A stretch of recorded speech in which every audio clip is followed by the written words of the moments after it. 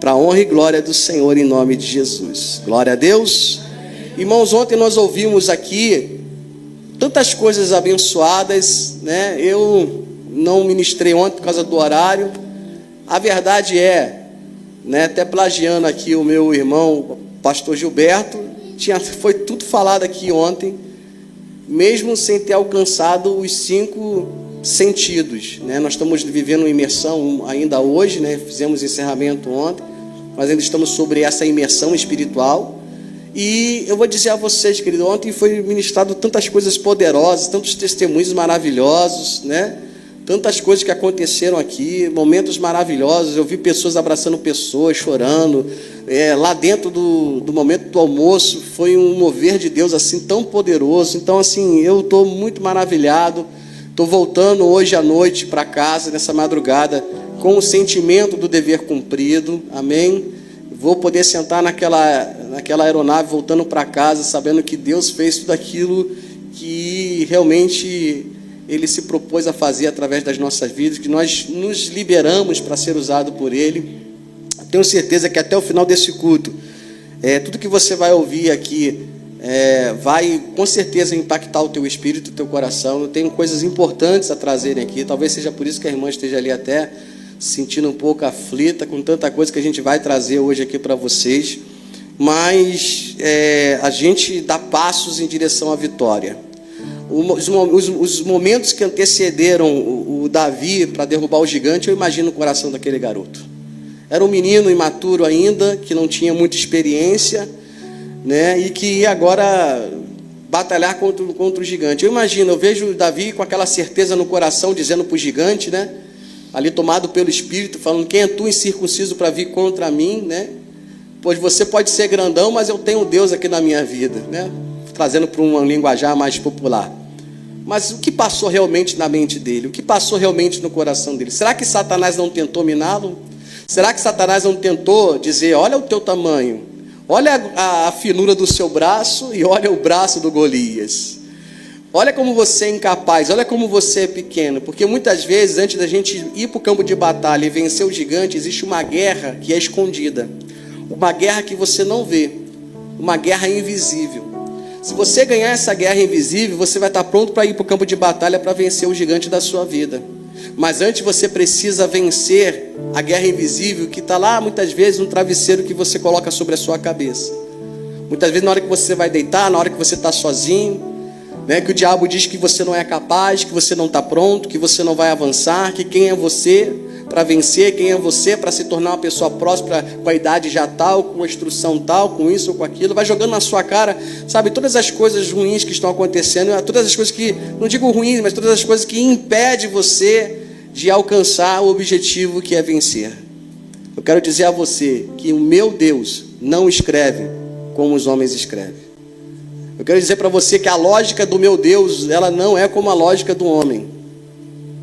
A lógica do meu Deus, ela é ilógica, irracional ao pensamento humano. Porque Deus faz coisas maravilhosas. Deus usa quem Ele quer. E Deus usa o menor da casa de Jessé. Deus usa o mais improvável. O que tem menos força. O que era até rejeitado pela própria família. Mas é esse que Deus escolhe para colocar sobre um trono. Não se tratava de vencer o gigante. Diga comigo, não se tratava de vencer um gigante. Se tratava de um trono. Tu está olhando muito para o gigante, mas esqueceu que lá na frente tem um trono para você sentar. Amém? Tu está muito preocupado com o tamanho do gigante, com o problema, com o processo. Esquece isso, porque depois disso tem algo muito superior para você vencer. Depois do gigante, Davi enfrenta o quê? Um exército. Tá bom para você? Se você não vencer o gigante, você não passa pelo processo do exército. Tudo para quê? Para se cumprir, não algo que Deus falaria a ele, mas algo que Deus já tinha dito. Deus falou para ele: você é ungido. Deus ungiu ele como rei sobre Israel. A unção está sobre você. Diga comigo assim: a unção está sobre mim. Amém? Olha para o seu irmão que está ao seu lado, diga: a unção está sobre você. Pode falar: a unção está sobre você. Agora, o lugar que Deus quer colocar você, você precisa batalhar para conquistar. A unção já estava sobre Davi. O azeite já tinha sido derramado sobre ele. Só que ele não sentou no trono no outro dia. O processo até ele sentar no trono e reinar foi doloroso, foi com muita dificuldade, mas ele alcançou, porque ele creu e ele foi fiel. Creia naquilo que Deus tem dito. Eu creio nas promessas de Deus para esse ministério. O processo que vai nos fazer chegar lá vai ser difícil. Às vezes até a gente se pergunta: como é que a gente vê algumas igrejas abrindo ontem e já estando cheia hoje? E aí passa anos e anos, daqui a pouco a gente vê escândalo, a gente vê situações tão complicadas. Eu não quero pular etapas. Não vou ser hipócrita, que a gente não queria ver o resultado. Não posso ser hipócrita. Não posso vir para o altar para ser hipócrita. Mas os processos nos fazem ser pessoas mais preparadas. O processo nos faz estar pronto para quando a gente estiver lá no trono, a gente tenha condições de lidar com todas as pressões, porque estar sobre um trono, pensa que ele sentou no trono e reinou com tranquilidade? Não. Ele sentou no trono e teve que governar, e não foi fácil o seu governo. As pressões que ele recebia deviam ser muitas, mas o processo do gigante, do leão, do gigante, do exército, fez ele ser um homem maduro, experimentado e pronto para governar com sabedoria. Ele errou? Errou. Mas eu tenho certeza que se ele não tivesse passado pelo processo, teria sido um desastre. Ele teria perdido o seu trono. E ele não perdeu o trono. Tentaram usurpar, o próprio filho tenta usurpar o trono de Davi. Mas Deus devolve para Davi o trono, porque Deus conhece o coração de Davi, assim como Deus conhece o seu coração.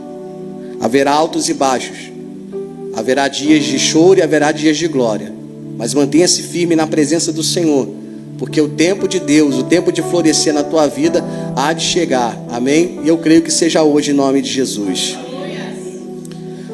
Abra sua Bíblia no livro de Lucas, capítulo de número 7. Nós vamos falar sobre o tato, né? Para fechar aqui as ministrações de ontem, que nós ouvimos tantas coisas boas, mas falar sobre o tato. Não precisa colocar o versículo aqui na tela não, para não travar a live. A gente vai precisar de outro computador para fazer isso agora. Amém? Agradeço a vocês, que não precisa, para a gente evitar mexer, para deixar fluir. Amém? Lucas capítulo de número 7, no número de verso 11. Quem achou aí, digam amém. Amém. Se coloque de pé só por um minuto. Eu estou lendo na versão NVI, nova versão internacional. Então talvez esteja diferente da NAA, nova versão atualizada, ou então da outras versões aí, amém? Que existam. Diz assim: logo depois, Jesus foi para uma cidade chamada Naim, e os seus discípulos e uma grande multidão foram com ele. Ao se aproximar da porta da cidade, viu que alguém que havia morrido era carregado para fora da cidade. O filho único de uma viúva. Uma considerável multidão estava com ela. Ao vê-la, o Senhor se compadeceu dela e disse: não chore. Então aproximou-se e tocou no caixão, e os que carregavam pararam. Jesus disse: jovem, eu ordeno a você que se levante. O jovem sentou-se e começou a falar, e Jesus entregou a sua mãe. Todos, ficaram cheios de temor e louvaram a Deus. Um grande profeta se levantou entre nós. Diziam: Deus interveio em favor do seu povo. E essas notícias sobre Jesus espalharam-se por toda a Judéia e região circunvizinhas. Pode se assentar.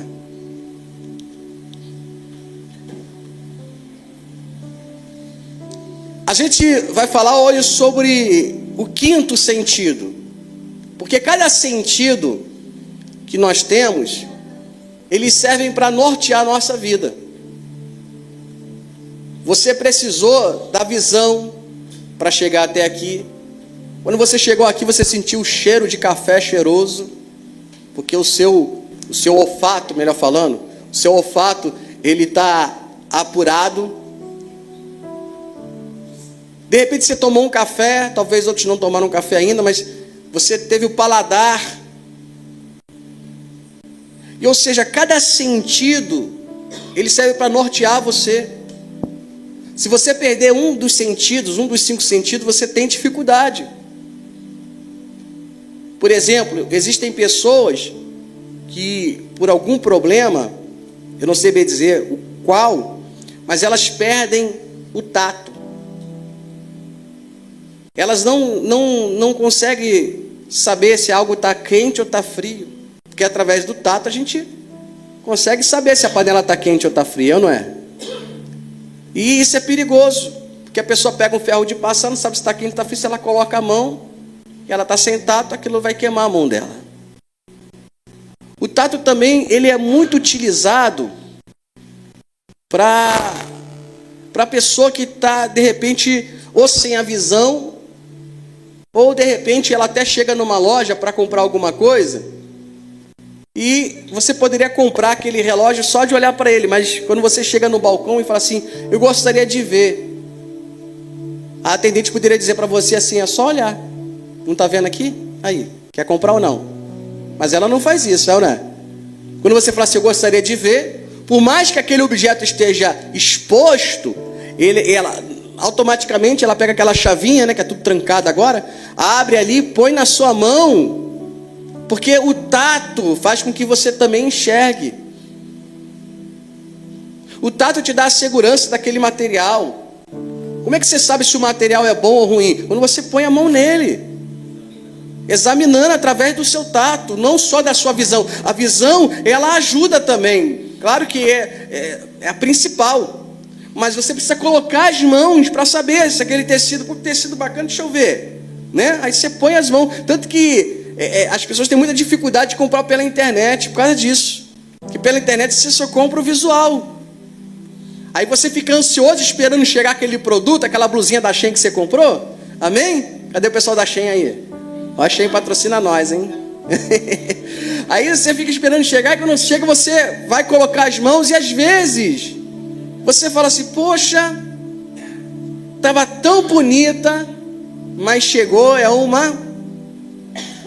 não é um material bom.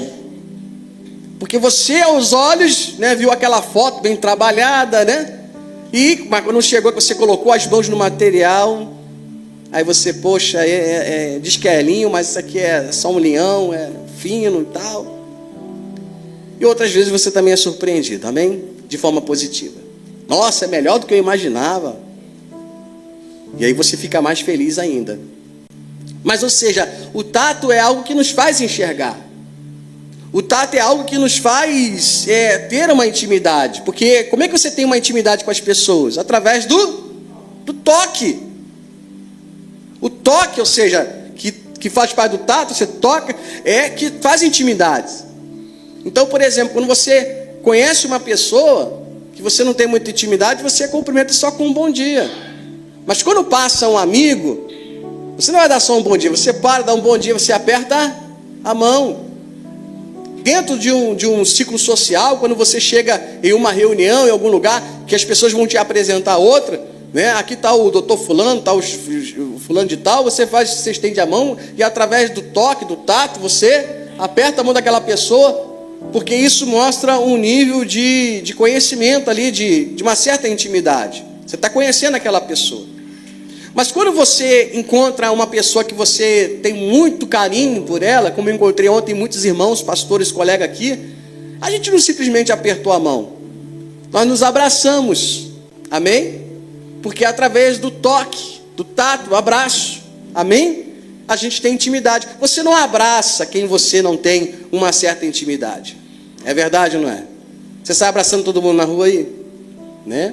Não, você abraça com quem você tem mais intimidade. Claro que muitas vezes no evangelismo e tal, né, você vai ali sendo usado por Deus, não é que você tem intimidade com aquela pessoa, mas sendo usado por Deus, porque o Espírito Santo quer ter intimidade com aquela pessoa, você é usado pelo Espírito para dar um abraço ali. Mas aí já é algo espiritual, amém, pessoal? Eu estou falando dentro de um ciclo social. O tato, em alguns casos, ele é até proibido. Porque, por exemplo, eu sou um homem casado, muito bem casado, amém? Amém. Eu não posso tocar numa mulher, de certa forma. Claro que eu cumprimento, claro que algumas irmãs que eu tenho, né, uma afinidade e um carinho grande, né, aqui com a igreja, na verdade algumas não, todas as irmãs aqui, a gente abraça de forma respeitosa, amém? Sempre mantendo o corpo de lado. Vocês podem reparar, quando eu for abraçar qualquer uma das irmãs, se o meu corpo não está de lado, eu não abraço uma irmã assim. Quando eu venho abraçar uma diaconisa, ô minha diaconisa, ela está aqui, eu de lado, ô minha querida, ó, amém? E acabou. Agora, como é que o pastor abraça a pastora? Aí eu não posso te contar. Mas aí eu quero que você entenda que o toque de um homem com uma mulher é diferente. O toque de um casal, melhor falando, ele é diferente. Há um toque de intimidade. Esse toque de intimidade eu não posso fazer com mais ninguém. Porque esse toque gera intimidade, amém, pessoal? O toque que gera intimidade, ele é restrito aos casais casados. Fica a dica para quem está namorando. Se o namoradinho está querendo tocar onde não pode, dê na mão dele, hein?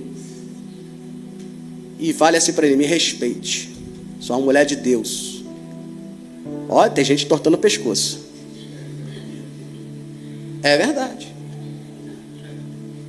Porque se você gerar uma intimidade sem a bênção do Senhor, você está gerando um prejuízo na tua vida espiritual.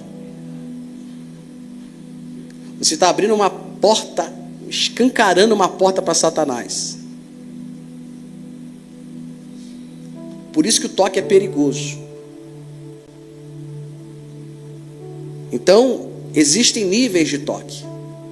Existem níveis de tato. E a gente precisa descobrir qual é o nível que nós temos, qual é a intimidade que nós temos para receber o toque do Espírito Santo na nossa vida. A palavra nos conta aqui que Jesus estava caminhando e com Jesus havia uma multidão de discípulos. E eles estavam indo para a cidade chamada Naim. E as cidades antigamente, lá no Rio de Janeiro tem isso, aqui também em Salvador tem na Praia do Forte. Quando você vai entrando na Praia do Forte tem um portal. E esses portais, né, que vem, seja bem-vindo à Praia do Forte, ou seja bem-vindo a Petrópolis e tal, esses portais nada mais, nada menos são algo que reportam um passado antigo, onde as cidades, elas tinham muros, onde as cidades só tinham uma entrada e uma saída. Quando Jesus vai se aproximando de Naim, a Bíblia diz que nas portas da cidade, ou seja, na entrada da cidade, também vinha uma multidão. Então vinha a multidão de Jesus, a multidão que Jesus caminhava, uma multidão alegre. Jesus, se você ler o texto, você vê que Jesus vem de um momento pleno espiritual, onde a multidão está alegre, eles estão caminhando para a cidade de Naim, e em contrapartida, saindo da cidade, tem uma multidão que é totalmente ao contrário da multidão que estava com Jesus, porque era uma multidão que estava chorando, uma multidão que estava contrita, entristecida, porque eles estavam, na verdade, em um cortejo. Então eu fico imaginando aqui, com os meus botões, né, aquelas pessoas carregando um caixão para enterrar, porque o judeu, ele tem um lugar especial para ser enterrado. O judeu, ele não é enterrado em qualquer cemitério. E eles estavam saindo da cidade para ir para o cemitério para sepultar aquela criança, aquele jovem. A mãe, né, desesperada, os familiares desesperados, a multidão desesperada. Eu imagino que para que tivesse uma multidão no enterro desse rapaz, eu imagino que esse rapaz era alguém que tivesse algum tipo de influência sobre aquela cidade. Ou os seus pais, ou a sua mãe, né? Ou seja, mas era uma pessoa querida, uma pessoa que comoveu toda uma quantidade de pessoas. Porque a gente só vê multidão em enterro de quem é famoso, não é? É verdade ou não é? Só vê multidão em enterro de quem é famoso, de quem é muito querido. E a Bíblia diz que havia uma multidão cortejando, havia uma multidão nesse cortejo, e vinha descendo aquela mulher chorando.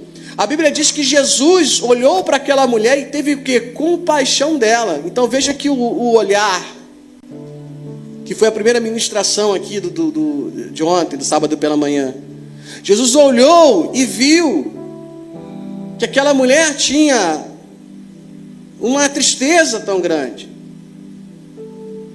E quando Jesus vê essa tristeza, quando Jesus olha para aquela mulher, gera no coração dele o que? Uma compaixão. Por isso que a gente tem, uma coisa é você ver, outra coisa é você enxergar.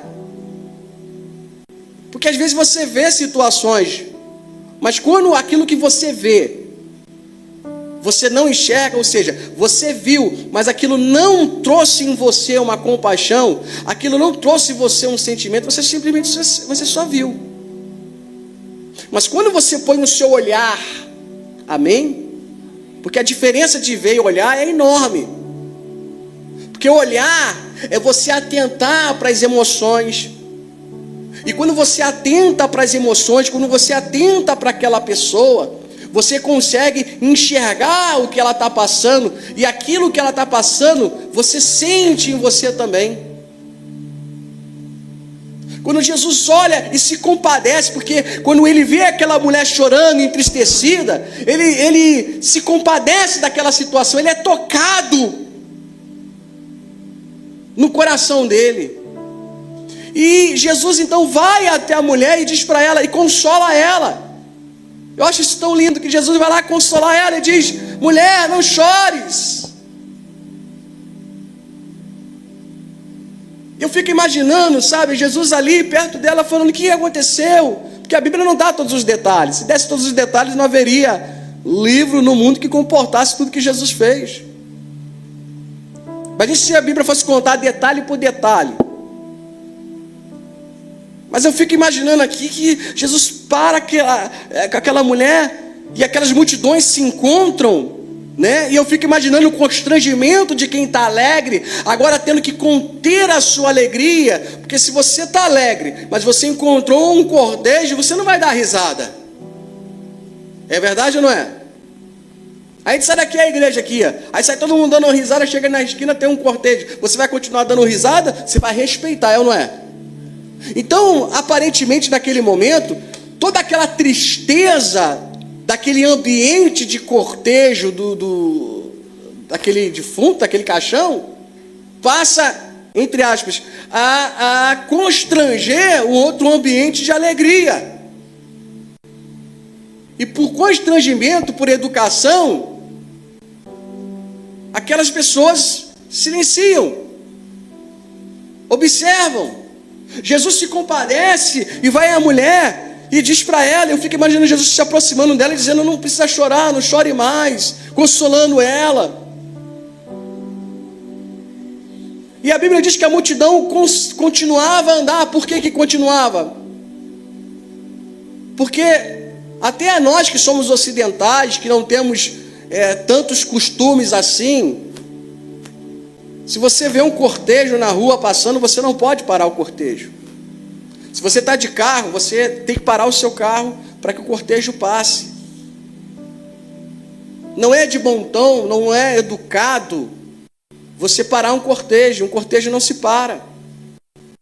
Quem mora no interior já viu acontecendo esses cortejos que as pessoas, né, velam na igreja, na casa, no clube, sai caminhando e vai pela cidade toda, aquela romaria de gente. Isso que ninguém para um cortejo. E quando Jesus a multidão de Jesus encontra aquela multidão, a Bíblia diz que o cortejo continua. E Jesus vai lá e o que ele faz? Ele toca no caixão. Diga comigo, ele toca. Quando ele toca no caixão, eu fico imaginando o caixão passando aqui, ele vai lá e mete a mão no caixão, e aí o cortejo para. Quando ele toca no caixão, você talvez não tenha ideia, mas está acontecendo algo espiritual muito grande ali. Porque no livro de Números, capítulo de número 19, se você é rápido na Bíblia, pode abrir, número 19. Se você tem um pouco de dificuldade, você só atenta no que eu vou ler para você. No versículo de número 11, nós não estamos colocando na tela, porque quando a gente está jogando o programa aqui na tela, está travando a transmissão. E nós entendemos que é mais importante uma transmissão bem feita do que só botar um versículo na tela. Mas a gente vai ajustar isso, comprando um outro computador, para ele ficar só ligado, amém, nas televisões, para transmitir os recados e as letras, amém? Então, no livro de Números, capítulo 19, verso 11, assim: quem tocar em um cadáver humano ficará impuro durante 7 dias. Então olha o que está acontecendo aqui. Jesus toca no caixão e se torna o quê? Se torna o quê? Impuro por 7 dias, segundo a lei de Moisés. Jesus para o cortejo, não foi nada educado. Jesus toca o caixão, fere a lei mosaica. Mas eu quero que você entenda uma coisa: não é que Jesus seja desobediente e nem mal educado. É porque Jesus quebra paradigmas. Jesus não vai trabalhar da forma que você acha que ele tem que trabalhar. Jesus não vai usar os caminhos que você acha que ele tem que usar. Porque muitas frustrações das pessoas é achar que Deus vai fazer da forma que ela quer, ou da forma que ela entendeu, ou ele entendeu que essa é a forma certa. Não, vai acontecer assim na minha vida. Só que não é dessa forma que você acha, que você decidiu. O Senhor tem os seus caminhos, o Senhor tem os seus modos. E por mais que o costume era não parar um cortejo, por mais que o costume, segundo a lei, era se tornar impuro quem tocasse no defunto, mas para que Jesus pudesse falar àquele moço, ele teve que tocar, porque se ele não tocasse, o cortejo continuava. E como eu disse a vocês, a Bíblia não dá detalhes, mas eu fico imaginando Jesus parando o cortejo alto e aquele caixão descendo. Jesus tocando naquele caixão não é algo automático, não, mas é Jesus tocando consolando a mulher, a multidão continuando andando, as duas multidões se misturando. E no momento que parece que a tristeza do cortejo está contagiando a multidão que está com Jesus, Jesus agora toca no caixão, eles têm que parar. E a Bíblia diz que Jesus fala com o morto. Aí quando Jesus fala com o morto, está o poder da palavra, amém? Ele libera a palavra. Ele diz: o morto ressuscita. E pela autoridade que ele tem, sendo filho de Deus, o próprio Deus encarnado sobre a terra, o morto ressuscita para a glória de Deus, amém? Amém? Amém? Só que é tempo de você não ser o que a sociedade espera que você seja. Você precisa ser não aquilo que a tua família espera que você seja. Porque se a gente for olhar a lei da educação, se a gente for olhar a lei, a própria lei mosaica, Jesus não poderia tocar no defunto, não poderia tocar no caixão, mas ele toca, ele se faz impuro para que viesse vida sobre aquele homem. E aquele momento que era de extrema tristeza passa agora a ser um momento de extrema alegria. Posso ouvir um glória a Deus aí? Aquele momento que dentro de um cortejo, dentro de um ambiente fúnebre, não se fala palavras altas. Você fica comedido ali. Todo mundo fala baixinho. Muitas vezes o silêncio é rompido com um choro, de um desespero, de alguém que está está desesperado porque não conseguiu dar o último abraço. Mas Jesus quebra tudo aquilo ali, tocando naquele morto. Porque muitas vezes nós somos como esse jovem que está dentro desse caixão, num trajeto que só traz tristeza e não leva para a vida alguma. Porque o final daquele jovem era o quê? Era ser depositado 7 palmos debaixo da terra. Ele estava no último trajeto, no seu último trajeto, indo em direção a um cemitério. Quantas pessoas, elas têm os 5 sentidos humanamente falando, mas estão mortas espiritualmente falando. Morreram espiritualmente. Morreram na sua caminhada. Vêm, mas não conseguem enxergar. O seu olfato já não funciona mais. Não consegue distinguir os odores que estão à sua volta. Não consegue distinguir quando o Senhor Jesus, Ele exala o perfume da sua santidade. Não andam mais em santidade. Porque é difícil. Eu não vou falar que é fácil, e eu já fui jovem. Mas a gente não pode, a igreja, ela não pode simplesmente negociar com aquilo que é errado. A igreja não pode normalizar o pecado, não pode normalizar o que é errado. E por mais que seja difícil, é necessário pregar e ensinar, e é necessário instruir que os jovens, e eu falo principalmente jovens porque os hormônios estão à flor da pele, precisam ter uma vida de santidade.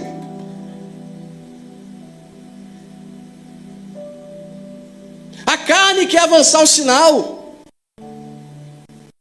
Mas você precisa entender, não, eu sou um homem de Deus, uma mulher de Deus, eu quero ter um casamento abençoado por Deus, eu quero construir uma família diante do altar do Senhor. E para isso exige renúncia. Para isso exige renúncia. E depois que casa, está tudo resolvido? Não, depois que casa existem os processos dentro de um casamento que não são fáceis. Mas que você decidiu que você não vai separar da sua esposa, a esposa não vai separar do seu marido, porque você vai lutar por esse casamento. Você acredita na sua família. E por mais que todas as coisas aparentemente estão contra, e você diz, meu Deus, eu casei com um príncipe, mas amanheci com um sapo. Senhor, eu sonhei em casar com um príncipe em cima do cavalo, mas acabei casando com um cavalo e o príncipe foi embora. Misericórdia, mas é a verdade. Misericórdia, mas é a realidade de muitos. E agora precisa se tratar, precisa começar a transformar esse cavalo num príncipe de novo. E o encanto se perdeu, porque as meninas, elas passam a sociedade e começam a ensinar uma coisa que não é verdade. E a cabeça das meninas ficam cheia de coisas que são um monte de mentira, um monte de fábula, porque desde pequena você já começa a ser introduzida nesse ambiente. E é a princesa e o príncipe. Nunca põe um príncipe barrigudo, né? Nunca põe um príncipe feinho. É só o Shurek, mas aí o Shurek tem uma maldição aí da bruxa, né? Aí a pessoa vem nessa historinha toda, sabe? É isso, gente. Jovens que passaram a puberdade toda assistindo um filme de conteúdo adulto. Aí vão se relacionar com a sua esposa. A sua esposa não é atriz pornô. O pecado que você gerou na sua adolescência assistindo um filme adulto, você traz para o seu casamento é maldição. Maldição. Aí o diabo entra no relacionamento do casal e começa a destruir a família. Porque o rapaz nunca está satisfeito com a esposa que tem dentro de casa. Porque consumiu tanto, passou a puberdade toda, a igreja não falava. Consumia filme adulto e vinha para o altar. Consumia filme adulto e vinha para a igreja. Esses dias o pastor André Valadão, todo mundo conhece o André Valadão, né? Famosíssimo. Ele contou que ele era viciado em conteúdo adulto. Filho de pastor, tocando e cantando na igreja. Então os problemas estão mascarados. Os problemas estão escondidos. Que a gente tem medo de expor os problemas, porque a gente muitas vezes tem medo de se expor, de dizer assim, de repente a pessoa diz assim, poxa, eu queria tanto ser uma diaconisa, mas se eu falar que eu tenho um problema com isso, o pastor nunca vai me ungir. Irmão, não é o pastor que te unge. Quem te unge é Deus. Aí a pessoa prefere se esconder e esconder os problemas do que expor eles para ser curado. E sabe que é a grande mentira de Satanás? É dizer assim, eu me resolvo sozinho, eu me resolvo sozinha. E às vezes a pessoa ela não consegue.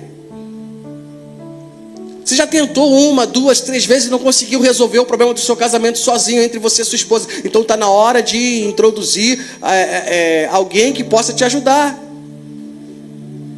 Você já tentou se livrar dos vícios 1, 2, 3 vezes e não conseguiu. Então está na hora de você permitir que o toque de Jesus na sua vida seja um toque mais íntimo. Porque para minha esposa eu posso expor as minhas deficiências, os meus problemas. Eu posso, porque eu tenho intimidade com ela. Então ela eu vou falar, vou expor a minha intimidade. Você precisa entender que você precisa expor a sua intimidade para o Espírito Santo. Como eu disse a vocês que existem toques que são proibidos, foi ou não foi? Porque toques são proibidos, entre aspas, para determinadas pessoas. Mas para um marido e esposa, esses limites são rompidos. Você está limitando o Espírito Santo. Dizendo para o Espírito Santo, você só pode vir até aqui. Ó Espírito Santo, a minha intimidade com o Senhor é só um abraço. Enquanto Deus está querendo tocar lá no profundo, no escondido. Deus quer tocar naquilo que está dentro do caixão na tua vida. Deus quer tocar nos sonhos que você já colocou no caixão e dizendo, vou enterrar, porque não tem mais jeito. Deus quer tocar nesse casamento que está dentro de um caixão e permeia o seu coração de tristeza. Jesus quer parar esse cortejo agora, tocar nesse caixão e dizer, eu ressuscito esse casamento, eu ressuscito a sua vida, eu ressuscito os seus sonhos, os seus planos. Mas não importa o que diz a boa educação, não importa o que diz os costumes da terra, porque Deus quer quebrar paradigmas. O que é paradigmas? Paradigmas é um conjunto de ideias e normas que dentro da cultura a gente entende como certo. Então são paradigmas, são coisas que a gente aprendeu que é certo e virou certo e acabou. Só que Jesus não vai caminhar dentro daquilo que você considera dentro dos seus paradigmas. Ele vai quebrar os seus paradigmas. Ele vai chocar você. Quantas vezes Jesus ele chocou a multidão ao ponto da multidão se voltar contra ele, dizer, poxa, como é que você cura no sábado? Como é que você diz que é filho de Deus? Ele vem quebrando os paradigmas da religiosidade. Ele vem quebrando os paradigmas, tantos paradigmas que eram culturais e religiosos. Ele vem quebrar e cura no sábado. Ele fala com a mulher samaritana. E os samaritanos não se davam bem com os judeus. Jesus, além de falar com o samaritano, fala com uma mulher. Muitos podiam passar, ver aquela situação e julgar. Olha lá, um homem falando com uma mulher. E pior, não era uma mulher bem falada não. Não é não, pastor? Era uma mulher que já tinha tido quantos maridos? Perigosa. É ou não é? Aí, Jesus, o santarrão, podia falar como? Eu sou santo, essa mulher aí, ó, já passou na mão de vários homens, eu não vou nem conversar com ela. A minha santidade não pode ser tocada. Não. É quebrando paradigmas, é tocando na intimidade. Jesus vai lá e revela a intimidade daquela mulher. Ele revelou a intimidade dela. Ele falou assim: ele vai lá, chama o teu marido. Eu não tenho marido. Verdade, os 5 que você teve, nem esse que você tem agora é o teu. Ele foi lá no secreto, na intimidade. Não adianta servir a Deus superficialmente. Você precisa ter intimidade com o Espírito Santo. E ter intimidade com o Espírito Santo é rasgar o coração para Ele dizer, igual o pastor falou ontem aqui, tão lindo que ele disse ontem. Ele falou assim: eu sentei com o Espírito Santo e falei para Ele tudo que eu tinha errado na minha vida. Será que Deus não conhece? Conhece. Mas olha o poder da liberação através da palavra. Quando você fala: Espírito Santo, senta aqui do meu lado e me escuta. Eu tenho um problema com isso. Eu errei aqui, eu errei ali, eu tenho fraqueza nisso aqui. E sabe, você expõe a sua vida para Ele. Quando você expõe, você gera o quê? Você gera o quê? Isso aí, minha irmã. Você gera intimidade. Olha o toque aí. Só pode tocar na sua intimidade quem é íntimo com você. Só pode tocar na sua intimidade quem é íntimo com você. O Espírito Santo só vai poder tocar na tua intimidade e tratar os teus distúrbios hormonais, os teus distúrbios mentais, se você disser para Ele. Se você abrir, você parar de impor limites. Porque se tem uma coisa que Deus Ele não quebra, é o livre-arbítrio. Se tem uma coisa que Deus não quebra, se tem uma coisa que Deus não faz, e nunca vai fazer, e nunca vai quebrar, é o seu livre-arbítrio. Ele só vai até onde você deixa. Ele só entra na porta, ele só bate na porta, mas ele só entra se você abrir a porta. Será que você está disposto mesmo a ter uma vida com Deus e abrir a porta e dizer: Senhor, aqui, estou abrindo a porta da minha sexualidade. Senhor, eu estou abrindo a porta aqui da depressão que eu estou vivendo. Eu estou pensando em me matar, não falei para ninguém. Esses dias um pastor, um colega nosso, todo mundo aqui sabe, foi pego de surpresa de uma pessoa que era envolvida no ministério de louvor. Um dos ministérios mais, como é que eu posso falar? De visibilidade na igreja. Um garoto que todo mundo via, que todo mundo observava, que estava ali à frente. Era do louvor não, era dos jovens, né? Era dos jovens. Mas enfim, uma pessoa ativa, que estava liderando, que estava sob os olhos dos seus pastores, dos seus bispos, dos seus apóstolos, seja lá como é que se chama lá na igreja dessa pessoa. E de repente chegou a notícia que o menino havia se matado.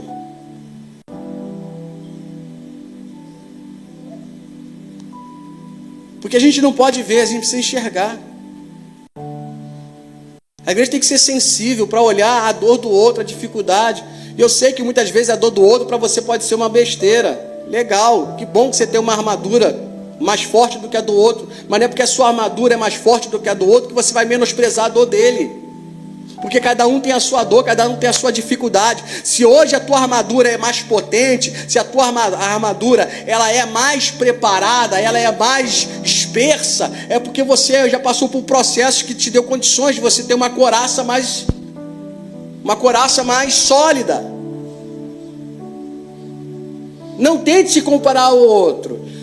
Se eu quiser que todo mundo aguente as pancadas que eu aguento, é diferente. Se Deus nos escolheu, se Deus escolheu você, se Deus tem mostrado você a dor do teu irmão, se tem aproximado você, você precisa entender que você é um instrumento de Deus para tocar na intimidade daquela pessoa. E você dizer assim: olha, Deus quer entrar dentro do seu coração, Deus quer mover, Deus quer mudar,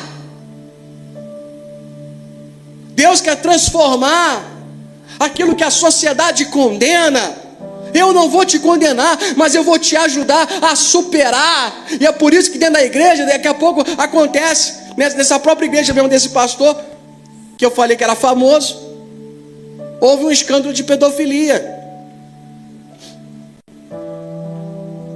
Mas por que é um escândalo de pedofilia? Porque, imagine uma pessoa dizendo assim: pastor, eu sou pedófilo, eu quero me tratar. Se a pessoa fizer isso, a gente tem como tratar, tem como ajudar. Mas a pessoa, ela esconde por quê? Por que ela esconde? Por que ela esconde? Pela vergonha.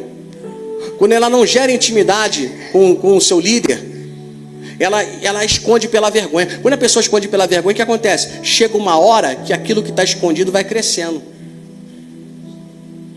Vai crescendo, vai crescendo, vai crescendo. Se nos primeiros desejos, se nos primeiros sonhos, se nos primeiros impulsos, isso já tivesse sido trazido, teria sido curado.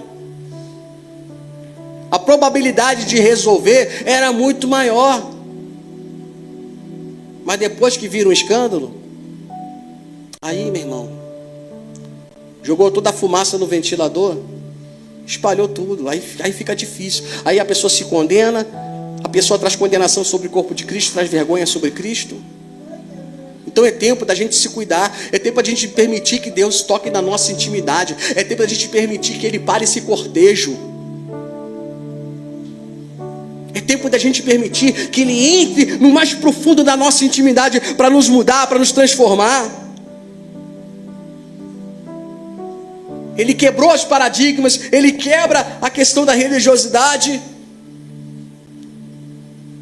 Mas uma coisa que Ele não quebra, eu repito novamente: o direito de você escolher, o livre-arbítrio. Você pode escolher hoje se você vai deixar Deus tocar na tua intimidade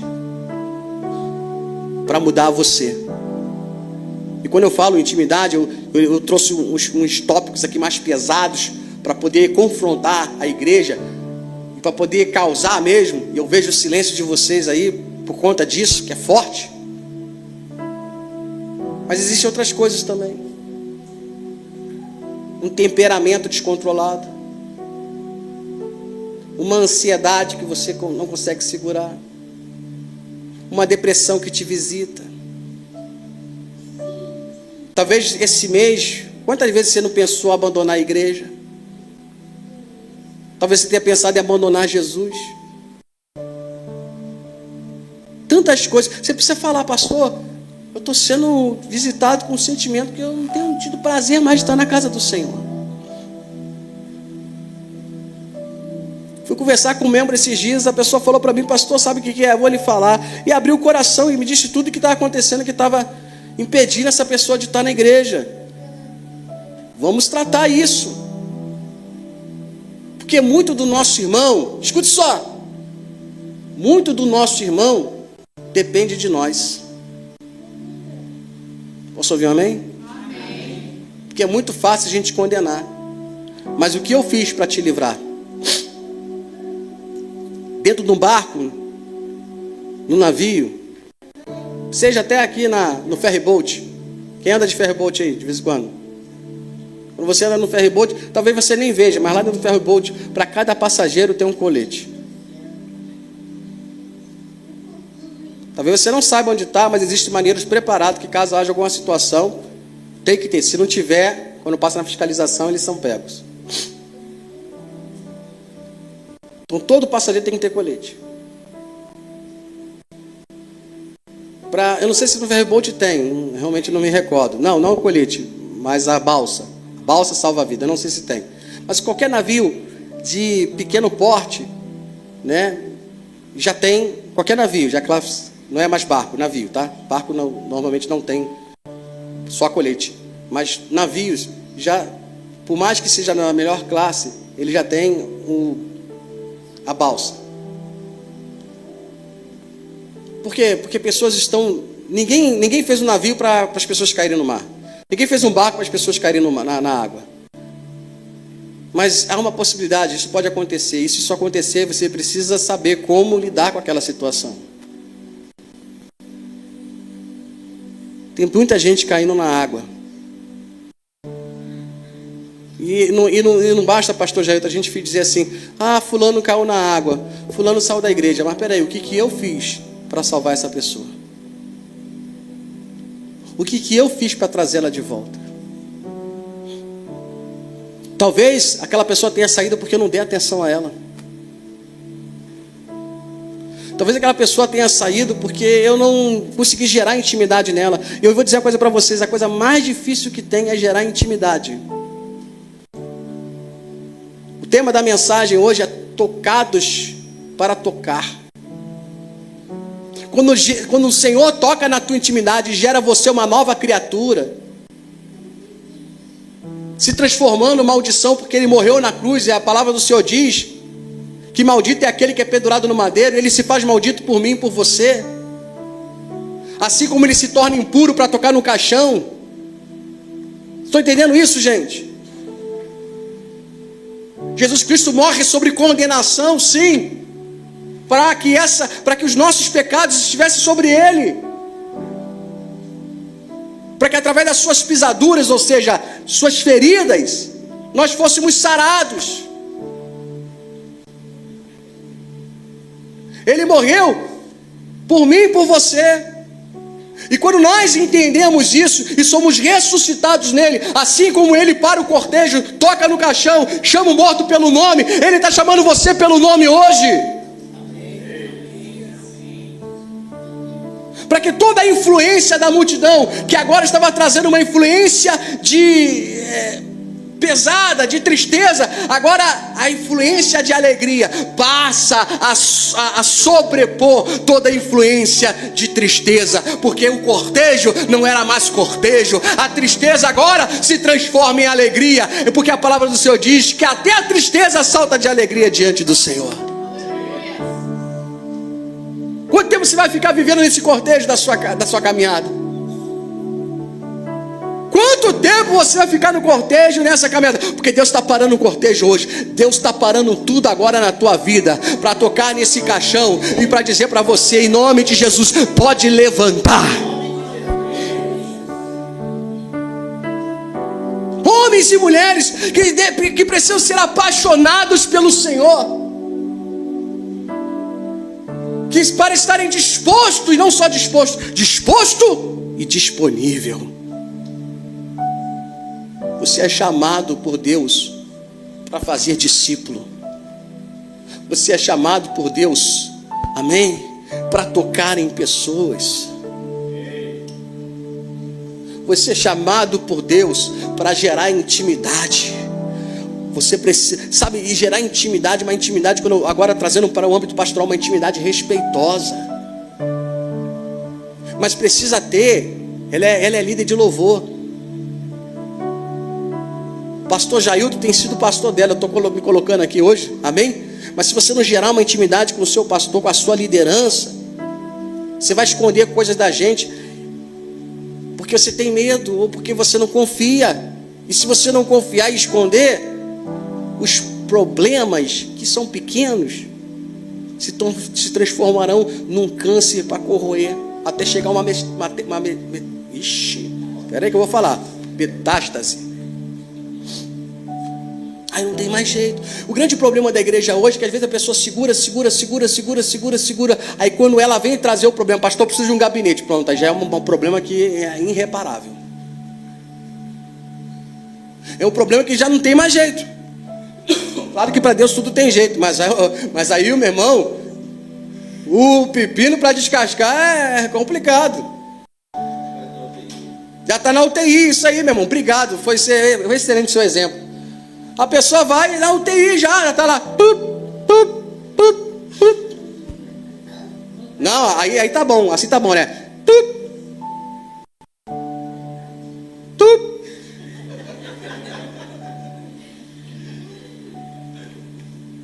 Aí, pastor, me ajuda. Ô filho, agora vamos lá, né? Vamos ajudar, porque a gente nunca vai dizer não. Verdade, tem coisa que a gente ouve, é verdade, meu irmão. E ele falou assim, tem que fazer igual o Totô, tem que dizer, chega na hora e faz só a mão de Deus. É verdade, quantas vezes já viu? A pessoa chegava, meu irmão, agora já fizemos medicação, botamos ali, está no tratamento intensivo, só Deus agora.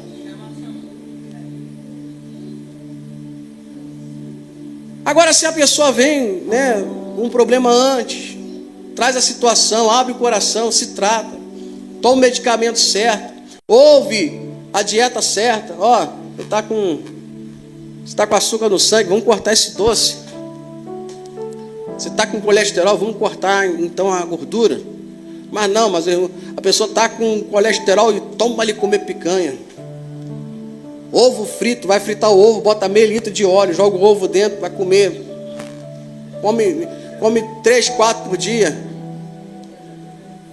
Vai na feirinha, aqui não tem isso não, né? É mais lá no Rio, né? Aquele como é? A cabeça de porco frita, como é? Torresmo. Aí toma ali torresmo para dentro. Tocinho, torresmo, bacon. É bom, gente. Maravilha. Mas tem gente que não pode comer. Não aguenta ver, né? É bom. Mas tem que segurar, ó. Então interesse no teu espírito. Sabe, Deus quer tratar. Seu pastor quer tratar, quer cuidar. Mas ele só pode ir até onde você permite. Ele só pode tocar onde você deixa. O Espírito Santo quer usar. O Espírito Santo quer fazer, mas só vai fazer se você deixar. Que você possa hoje, em nome de Jesus, abrir o teu coração para receber tudo que Deus tem entregado a você. Porque esse é o tempo da gente não cortejar, mas esse é o tempo da gente se alegrar. Esse não é o tempo da gente enterrar sonhos, mas esse é o tempo da gente ressuscitar sonhos. Esse é o tempo da gente ressuscitar sonhos. Esse não é mais o tempo da gente encontrar uma multidão de pessoas tristes e se entristecer com elas. Mas esse é o tempo da igreja de Jesus Cristo encontrar uma multidão triste e contagiar a multidão triste com alegria, porque aonde havia morte, agora há ressurreição dos céus. Aleluia! Porque tudo que estava na sua vida caminhando para o precipício, tudo que estava caminhando para um deserto, tudo que estava caminhando para um lugar de morte, agora será um lugar de vida. Oh, aleluias. Fica de pé nessa noite, nessa manhã. Fica de pé nessa manhã e fala para o Senhor nessa manhã: Senhor, toca na minha intimidade. Fala para ele: Senhor, toca na minha intimidade. Não vou pedir para ninguém vir à frente, não vou pedir para ninguém levantar as mãos, não vou pedir. Eu não quero expor você, mas eu quero que você se exponha ao Espírito Santo de Deus.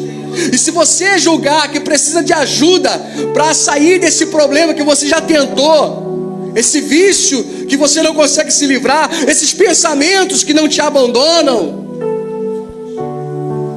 você vai procurar o seu pastor para conversar com ele. Ou você vai me procurar, ou procurar o pastor Jailton. Você, irmã, procurar alguma das diaconisas, se for algo de extrema intimidade. Mas o que não pode mais é ficar tampando o sol com a peneira. O que não pode mais é você ficar enterrando isso que está acontecendo. Isso está afastando você de Deus. São pensamentos, são sonhos, são desejos, são situações que estão te afastando de Deus. Se você é jovem, principalmente vocês que exercem funções no altar do Senhor, funções na igreja do Senhor, vocês não podem ter uma vida fora daquilo que são os preceitos e os desígnios de Deus. Há um perigo que a pessoa não tem noção do que ela está correndo. A Bíblia diz que o diabo veio para matar, roubar e destruir. E o diabo, ele tem uma tática que é terrível: ele dá corda. Ele dá corda, ele dá corda, ele dá corda. Mas quando ele puxa a corda, meu irmão, aí não tem jeito. Aí, meu irmão, é uma desgraça que só é um escândalo que só. Cuidado que o diabo está dando corda para você. Você está no pecado e está no altar. Você está no pecado e está servindo. Cuidado que o diabo está dando corda para você. Mas a conta vai chegar. Aí, fala igual o irmão Romário falou ali. Soprou. Muito bem. Aí vai trazer para o pastor. Aí a gente vai falar o quê? Vai falar o quê, Romário? Agora só Deus, filho. Agora só Deus, filho. Agora não tem mais o que fazer. Agora vamos orar aí para você não morrer, recuperar, mas agora as sequelas vão vir. Então é tempo de se arrepender agora, é tempo da gente mudar agora, é tempo da gente se transformar agora. É tempo da gente dizer: Senhor, eu te quero. Senhor, toca na minha intimidade. Expõe para Deus aquilo que só você sabe. Expõe para o Espírito Santo aquilo que só você sabe. De repente essa semana você pensou em trair a sua esposa. Apareceu uma facilidade para você. De repente a esposa pensou em trair o marido. Eu não sei o que tem, sabe?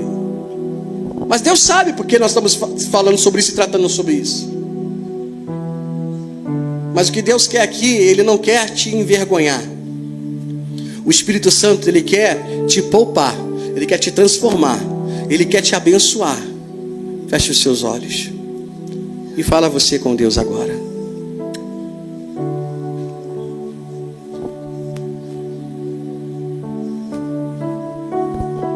Fala você com Deus. Pode aumentar um pouquinho. Fala para Deus. Rasga o teu coração diante dele. Talvez são tantos processos que você tem passado, que você tenha dito assim: olha, pastor, eu não sei se eu continuo a caminhar, eu não sei se eu continuo.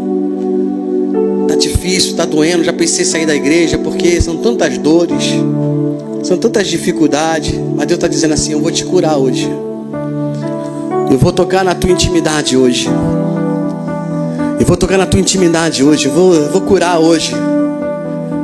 Esse sonho, esse desejo que você tem tido de sair da igreja porque a sua vida não está legal. Talvez sejam frustrações financeiras que você esteja vivendo. Oh, pastor, são tantas frustrações.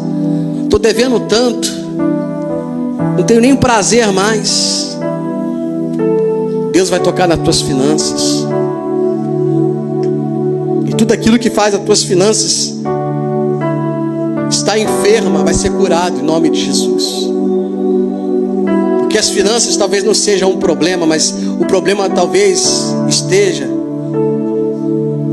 em você. Não no teu salário, não nas tuas contas, mas na forma que você gerencia tudo isso. Fala para Deus: Senhor, eu preciso do Senhor no meu casamento. Feche os seus olhos, fala para Ele: Senhor, nós precisamos do Senhor hoje para trazer cura. Ora da mada baixura canta lá. Ora ele canta lá. Traz cura, Senhor, traz cura agora. Oh, traz cura nessa mente, Senhor. Ei, alabaxere canta lá. Traz cura agora, Pai, nesses pensamentos. Acalma, Deus, esses hormônios. Oh, em nome de Jesus, pensamentos de traição, pensamentos de suicídio. Oh, Pai, nós quebramos agora, nós denunciamos no mundo espiritual. Pensamentos de roubo, pensamentos de furto, pensamentos de golpes, pensamentos de fraude. Oh, em nome de Jesus, nós quebramos agora, nós denunciamos os pensamentos, os sonhos, os desejos que tem permeado o coração dessa pessoa. E assim como o próprio Deus falou a Caim, porque Caim gerava no coração o desejo de matar Abel. E o Senhor Deus diz para ele: Caim, eis que o pecado está à tua porta e bate.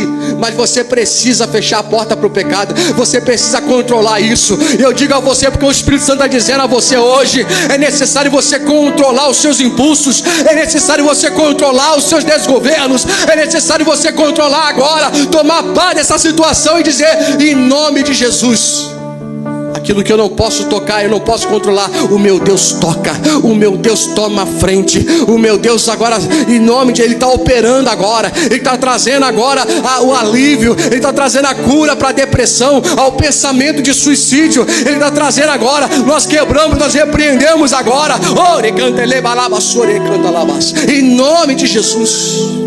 Em nome de Jesus, pensamentos de infidelidade, pensamento, impulsos que estão vindo sobre o teu corpo, sobre os teus pensamentos, exposição a conteúdo que tem ferido a sua santidade. Nós quebramos agora, Pai. Nós quebramos agora, Jesus.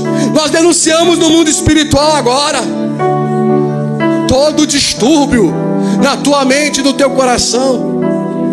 Seja desfeito agora, seja neutralizado em nome de Jesus, em nome de Jesus, em o nome de Jesus. Esse nome tem poder, e esse poder está sobre a tua mente agora, transformando a tua mente, transformando agora o teu pensamento. Essa ansiedade que tem gerado em você uma pessoa tão tosca, e você faz aquilo que você não quer fazer. Você bate quem não quer bater, você agride quem você não quer agredir, e muitas vezes você até ama.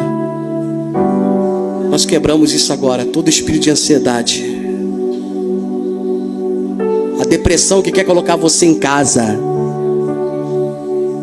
a depressão que quer colocar você em casa, eu repreendo agora em nome de Jesus Cristo. Em nome de Jesus Cristo. Pensamentos depressivos, pensamento de morte, pensamento de cansaço. Talvez você nem entendeu que isso é uma depressão ainda, um cansaço que você sente, um cansaço. Você não tem ânimo para nada, você não tem ânimo para vir para a igreja, você não tem ânimo para conquistar. Você até quer, você até dá um passo, mas sabe, você fica parado, você olha para trás. Oh, em nome de Jesus nós repreendemos agora espírito da depressão, espírito do pensamento maligno, dá-o fora, saia em nome de Jesus. Nós denunciamos o teu plano de destruição, Satanás, e expelimos da vida dessa pessoa agora toda a ação do inimigo. Eu digo, saia em nome de Jesus. Seja livre. Os teus pensamentos agora são livres, teu coração é livre. Todo distúrbio no teu corpo, nos teus hormônios, na tua mente agora, seja livre. Seja livre. Em nome de Jesus. Ainda que você tenha que separar dessa pessoa, se esse namoro não está te causando bem, meu irmão, é cada um para um lado. É só na oração, até o tempo de Deus juntar as coisas. Mas não toma a frente. Não toque naquilo que você não pode controlar. Só Deus pode agir. Mas se você colocar nas mãos dele para ele agir. Eu sei o pensamento que tenho a vosso respeito. Não pensamento de morte, mas o pensamento de paz, para vos dar o fim que vocês desejam. Não o fim que o diabo tem tentado plantar, mas o fim que você sonha de triunfar, de vencer, de ter uma casa feliz, uma família feliz, um casamento abençoado, de você ser próspero, de você poder desfrutar da sua prosperidade. É isso que Deus quer para a tua vida, é isso que Ele sonha para você. Receba no teu espírito agora, em nome de Jesus Cristo, todo o plano de Satanás para frustrar os sonhos que você tem. Nós repreendemos em nome de Jesus, e nós declaramos que sobre você há vida e vida em abundância. Quem pode dar um glória a Deus aí? Dá um glória a Deus, aplaude esse Deus lindo e maravilhoso. Oh, aleluias. Amém. Diga assim: obrigado, Jesus. Agora é você e Deus. Agora é você e Deus. Guarda essa mensagem no teu coração. Não permita que essa mensagem, essa semente, ela venha parar na beira do caminho. Quando você empurra, a beira do caminho representa que o teu coração está tão cheio de tantas coisas que a mensagem ela não consegue penetrar. Não permita que o seu coração seja duro, para que ao germinar a mensagem, ela não morra, porque não consegue produzir raízes. Não permita que o teu coração tenha espinhos, mágoas, rusgas, para que essa mensagem não seja sufocada. Eu não posso mudar a sua vida. Deus não pode mudar a sua vida se você não permitir que Ele entre na sua intimidade.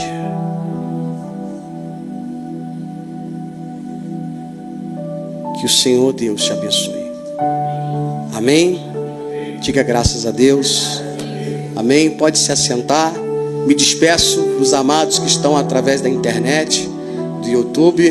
Muito obrigado por permitir que eu entre na sua casa e traga essa mensagem. Amém? Pode encerrar.